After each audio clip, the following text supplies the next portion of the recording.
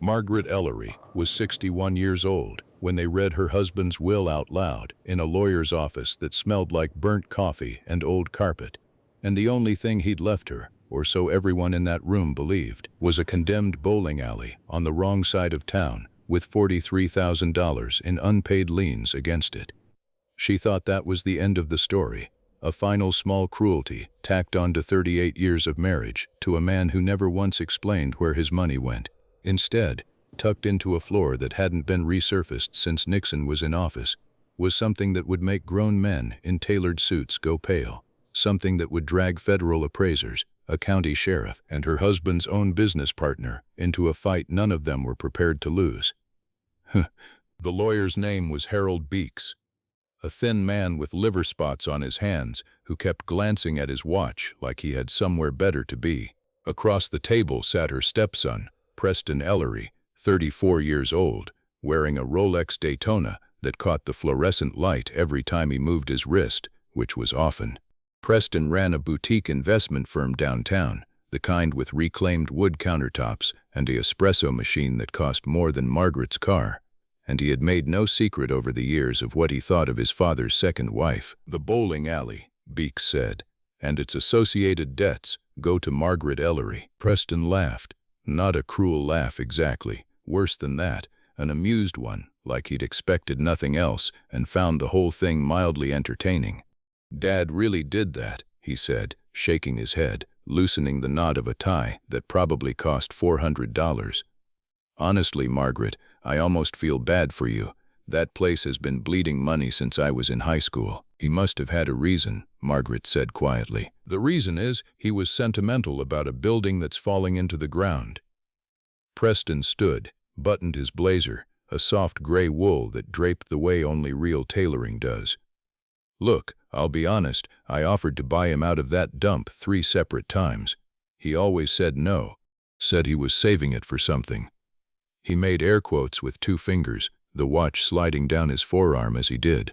"I think we both know now that something was nothing." Everyone else in the room got the house, the investments, the lake property upstate, all of it carved up neatly among Preston and his sister and a handful of cousins Margaret barely knew. She got a building worth less than the taxes owed on it, and a stack of keys that no longer opened doors that had been changed out for padlocks by the city. She remembered then something Walter had said to her 4 months before he died, when the cancer had already hollowed his cheeks and his voice had gone thin as paper.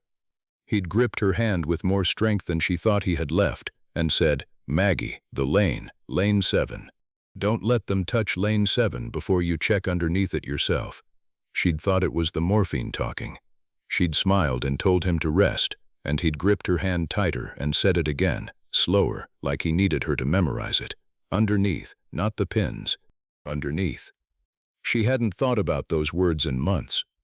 Standing in that lawyer's office with Preston's Daytona still glinting in her peripheral vision, she thought about them now. The building was called Ellery Lanes, 16 bowling lanes and a snack counter that had once served the best chili dogs in the county, according to the yellowed newspaper clipping still taped inside the front door. Margaret drove out there the next morning, alone, and stood on the cracked asphalt of the parking lot for a long moment before she could make herself go inside. The city had boarded 2 of the windows. Weeds had come up through a seam in the pavement thick as her wrist. A raccoon, or something with the same general shape and confidence, had clearly been living somewhere in the walls, because the smell hit her before the door even finished swinging open. Inside, the air was stale and cold in a way that had nothing to do with the season. Dust sat undisturbed on the ball return machines, thick as felt, the scoring monitors above each lane, ancient even before Walter died, hung dark and silent. Half the pins were still standing in their triangles from whatever the last game had been, years ago now, frozen mid-frame like a photograph nobody meant to take. Margaret walked the length of the building slowly, her footsteps echoing off a ceiling stained brown with old water damage, and she felt something close to grief and something close to foolishness fighting each other in her chest. $43,000 in liens, a roof that needed replacing, plumbing that hadn't passed inspection since before her marriage, and somewhere in the back of her mind, her dying husband's voice, cracked and urgent, "Underneath, not the pins, underneath. She stood at the head of lane 7 for a long time, staring down its length at the pins still waiting there like they had all the time in the world, and she thought, not for the first time that week, that maybe grief made people believe things that weren't true. Maybe Walter hadn't meant anything by it. Maybe it really was just the morphine, but she didn't leave. She crouched down at the foul line, ran her palm across the worn honey-colored wood, and felt, she wasn't sure what she felt exactly, except that the boards here didn't sound quite the same when she knocked on them as the boards 3 lanes over did. She sat back on her heels in the dust and the silence and the smell of raccoon, 61 years old with $43,000 in debt and a building nobody wanted, and for the first time since the funeral, something in her chest that wasn't grief. Margaret didn't have the money to hire a contractor, so she became one, in the clumsy, self-taught way that widows in bad situations often do. She learned to patch a roof from videos on her phone propped against a paint can.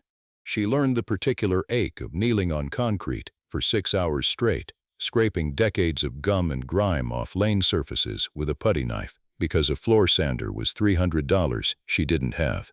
Her hands, which had spent 30 years typing invoices at a dental office, split and calloused and bled a little at the knuckles, and she wrapped them in gauze at night and went back the next morning anyway. The county gave her 90 days to bring the property up to code, or face condemnation and forced sale, the proceeds going first to the lien holders, and whatever scraps remained, if any, going to her.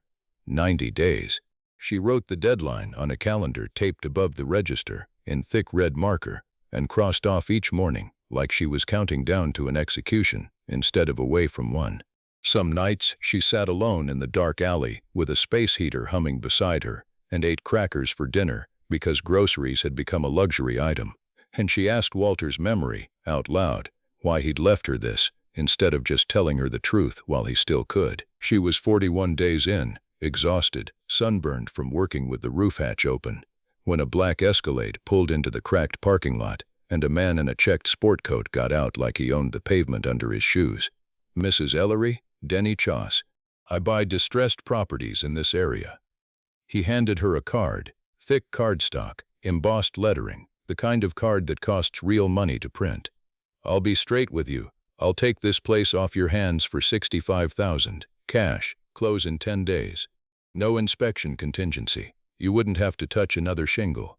$65,000 would have solved everything. It would have paid the liens, covered a year of rent, somewhere small and warm, let her sleep past 6 a.m. for once.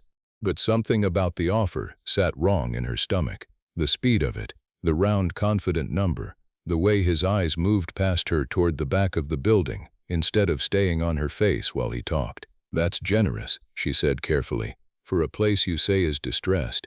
I see potential where other people see problems." He smiled, and it didn't reach anywhere near his eyes. 10 days, Mrs. Ellery. Offers only good for 10 days. She told him she'd think about it. She did not think about it. Not really. Not in the way he meant. Instead, she thought about Walter's cracked voice, underneath, not the pins, underneath, and about how a man who'd never met her husband seemed awfully eager to own a bankrupt bowling alley on a dead-end street. It was 3 days later, on her knees remeasuring lane 7, because the discrepancy had been nagging at her since that first afternoon in the dust, that she found it. She'd bought a cheap laser measure from the hardware store, $22, and run it lane by lane, end to end, out of nothing more than restless suspicion. Lanes 1 through 6 and 8 through 16 each measured 62 feet, 10 3/16 inches, foul line to head pin, regulation, exact, the kind of precision that bowling alleys are built on. Lane 7 measured 60 feet, 4 inches, 2.5 feet short. Somewhere in that lane, roughly where the machine housing for the pin setter should have started, there was a void that had no business existing.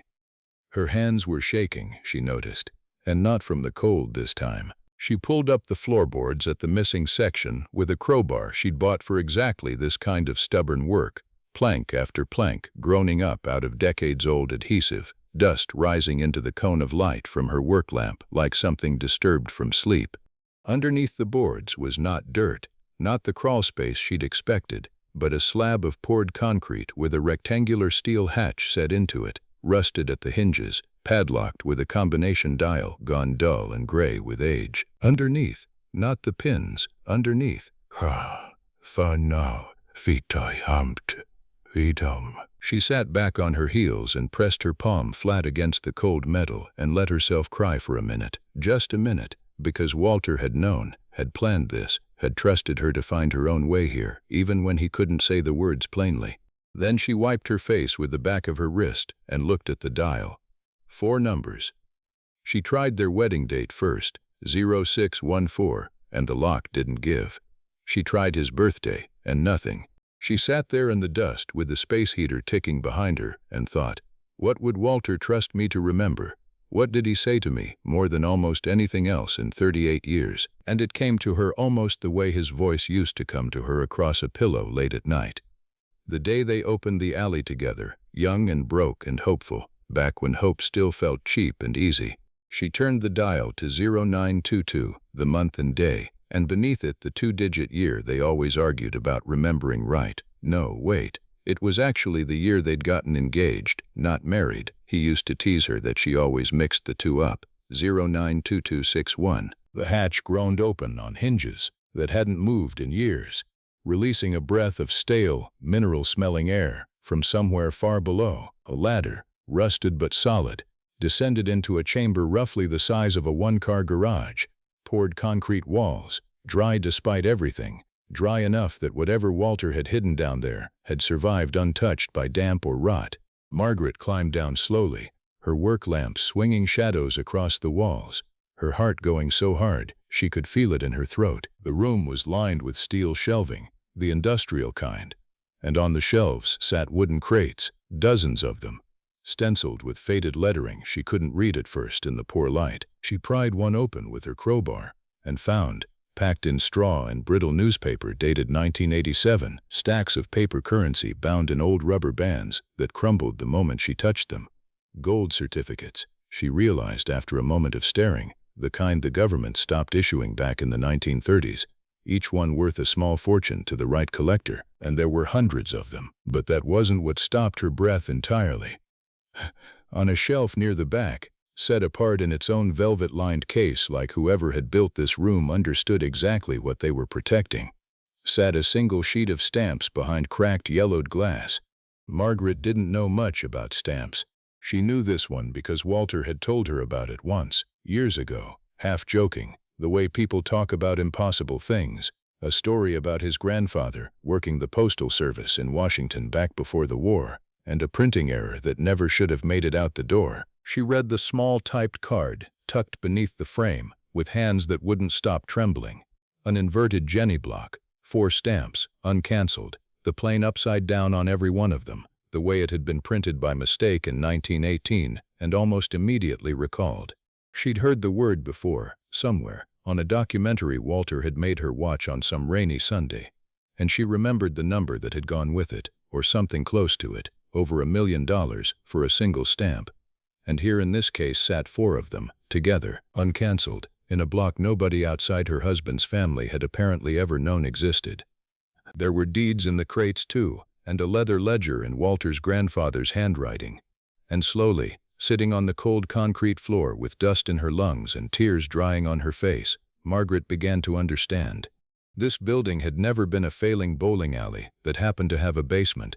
It had been built, deliberately, generations ago, as a vault disguised as something worthless, something nobody would ever think to look twice at, let alone dig up. She was still down there, going through the ledger page by page, when she heard the front door of the alley bang open above her, and Preston's voice, sharp and irritated, calling her name.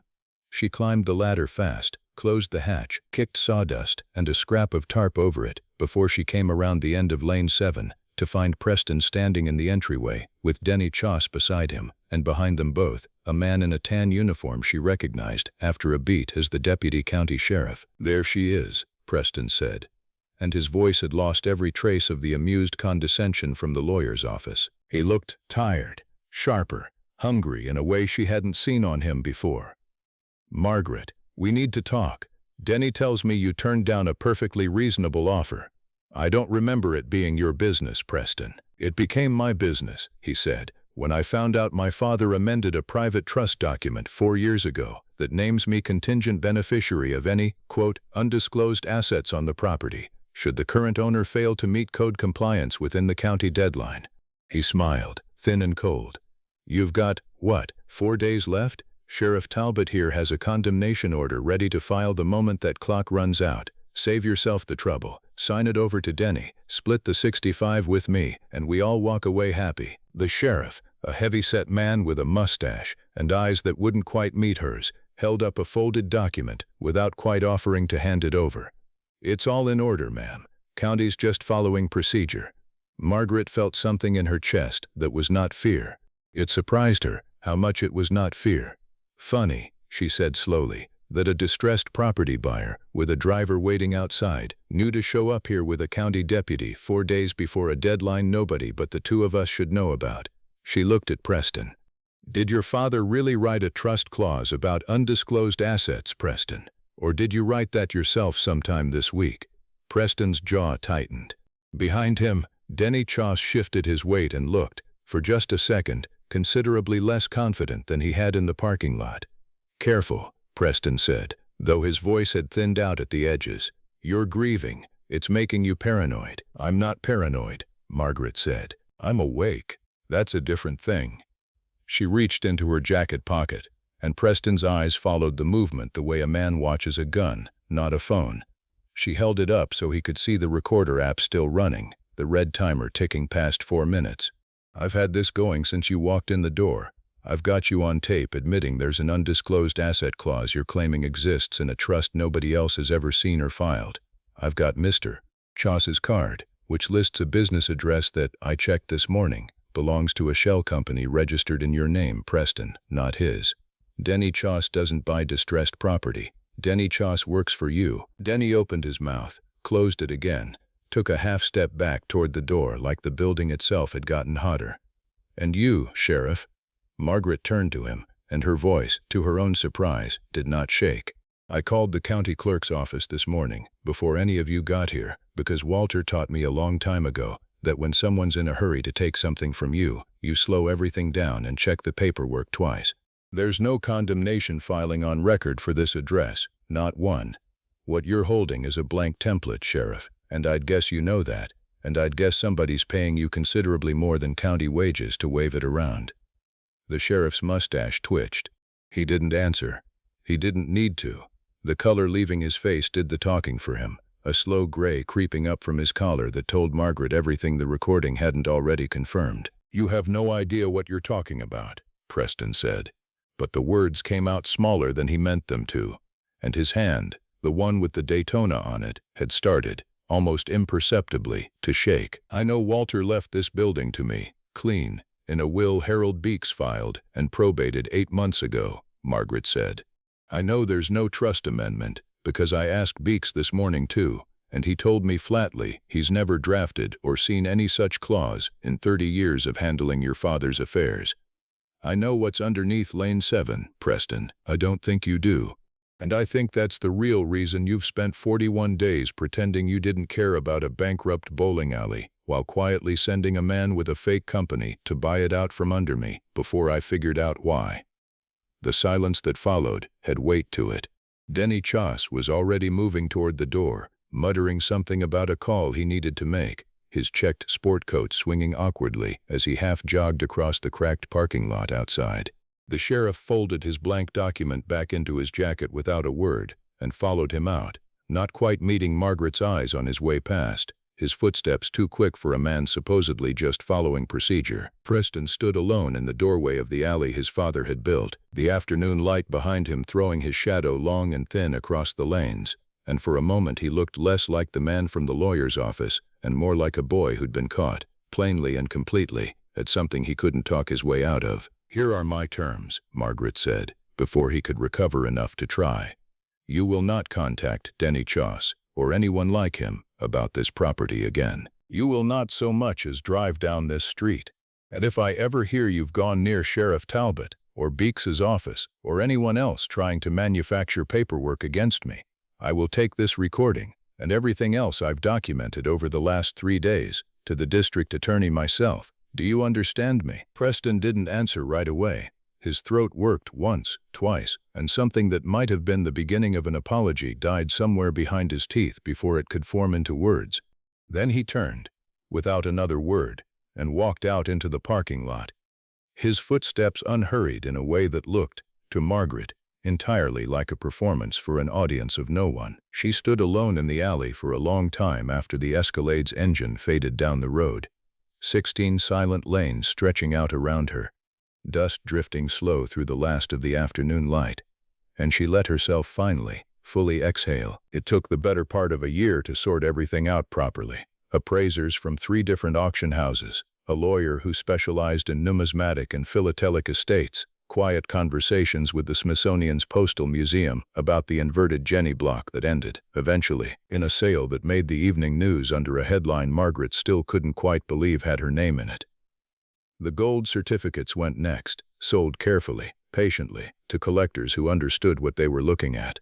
She paid off the $43,000 in liens with what amounted to pocket change by comparison. And then she did something that surprised even her.